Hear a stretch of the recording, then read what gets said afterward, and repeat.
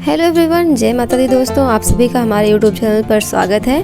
नवरात्रि के इस पावन अवसर पर आप सबको ढेर सारी शुभकामनाएं। अम्बे माँ सदैव हम सब पर अपनी कृपा बनाए रखें।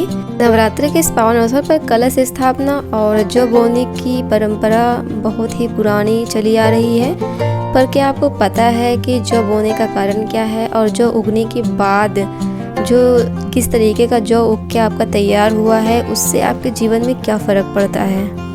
डायरेक्टली ज़मीन पर या फिर किसी मिट्टी के बर्तन में रेत या फिर मिट्टी भर के उसके बीच में कलश रखा जाता है और जो मिट्टी का पार्ट दिखाई देता है उसके चारों तरफ आपको जौ बोनी होती है। दोस्तों, शरद ऋतु की सबसे पहली फसल जौ को कहा गया है और गेहूं को। इस दुनिया में सबसे पहले जौ की ही खेती करी गई थी। सर्दियों के स्टार्टिंग में ही इसे बोया जाता है और ये फसल साल भर स्टोर करके रखी जाती है। चलिए जान लेते हैं दोस्तों कि जौ का उगना हमारे भविष्य से और हमारे जीवन से किस तरह से जुड़ा हुआ है। कहते हैं कि अगर जौ जैसे उगा हो वो हमारे भविष्य को निर्धारित कर देता है। ऐसी मान्यता है कि यदि जौ तेज़ी से फले फूले और अच्छे से ग्रोथ हो उसकी, तो आप खुशनसीब हैं, सुख समृद्धि से भरी फलती फूलती ज़िंदगी जिएंगे। ऐसी मान्यता है कि अगर जौ का रंग हल्का हो जाए तो घर की खुशहाली का प्रतीक होता है और इसके कई सारे नेगेटिव इफ़ेक्ट भी हैं हमारे जीवन में। यदि अच्छी तरह से विकसित नहीं हो पा रहा है आपका जौ, अच्छा से उसका विकास नहीं हुआ है, तो वो इस तरफ संकेत करता है कि भविष्य में आपको कोई संकट आने वाला है या फिर आप आर्थिक स्थिति से परेशान रहेंगे और या फिर किसी अनहोनी का संकेत होता है। बहुत लोग ऐसे होते हैं जो इन सारी धारणाओं को नहीं मानते हैं। सब कुछ हमारे विश्वास के ऊपर डिपेंड करता है। मानो तो भगवान है और ना मानो तो भगवान भी नहीं है। और ऐसा कहा गया है कि जौ का अधिक बड़ा होना बहुत ही शुभ माना गया है, खुशहाली और सौभाग्य को दर्शाता है। अगर आपका जौ बहुत ही अच्छा लंबा हो और हेल्दी हो तो समझ लो माता रानी आपसे बहुत प्रसन्न है।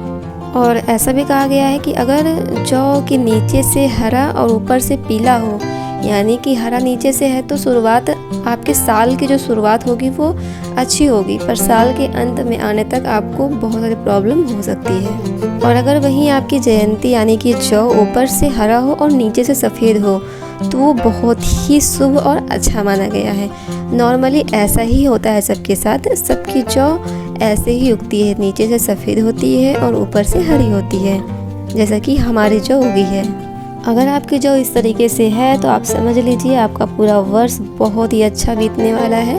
माता रानी आपसे बहुत प्रसन्न है, आपकी पूजा से प्रसन्न है और ऐसे ही आपका जीवन भी हरा भरा रहेगा। बहुत लोगों को ये नहीं पता होता है लास्ट में आप लोग क्या करते हो, इसका हमें नहीं मालूम, पर हम क्या करते हैं हम आपको बताने वाले हैं। जैसा कि ये उन्नति का प्रतीक है और आपको लास्ट एंड नवमी वाले दिन आपको इस जौ जयंती को अपने तिजोरी में या फिर अनाज के भंडार में, जो भी आपका बिजनेस हो वहाँ आपको ये रखना चाहिए। आपके बिजनेस में ग्रोथ होगी, आपको बहुत फ़ायदा मिलेगा। ऐसा नहीं है कि आप इसको रखोगे तो आपको काम करने की ज़रूरत नहीं है, लेकिन हाँ, माता रानी आप पर सदैव आशीर्वाद बनाए रखेंगी। जो भी बिगड़े हुए काम होंगे या फिर जो भी बाधाएं आती हैं आपके बिजनेस में या फिर आपके कारोबार में, तो वो माता रानी दूर कर देती हैं। हमारे कहने का सीधा तात्पर्य यही है दोस्तों कि आपका कमाया हुआ धन रुकेगा, बरकत होगी, आपकी आमदनी अच्छी होगी। और कई बार लोग मेहनत बहुत करते हैं पर उस हिसाब से उन्हें उनका फल नहीं मिलता है,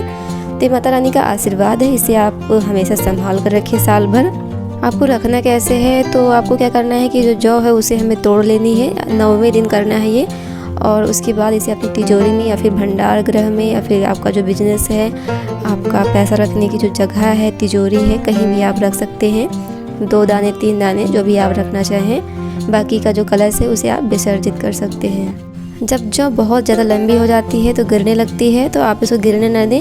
ऐसे धागे की सहायता से आप उसे हल्के से बांध सकते हैं, उससे भी रहेगा और देखने में भी अच्छा लगता है। फ्रेंड्स, अगर आपको हमारी वीडियो ज़रा सा भी पसंद आई हो और ज़रा सा भी आपके काम की रही हो तो आप वीडियो को लाइक कर दीजिएगा। चैनल पर नए आए हैं तो चैनल को सब्सक्राइब जरूर कर लें और बेल आइकन दबाएं ताकि आने वाली वीडियो का नोटिफिकेशन आपको मिलता रहे। हम फिर मिलेंगे नई वीडियो के साथ फ्रेंड्स, तब तक के लिए बाय बाय, जय माता दी।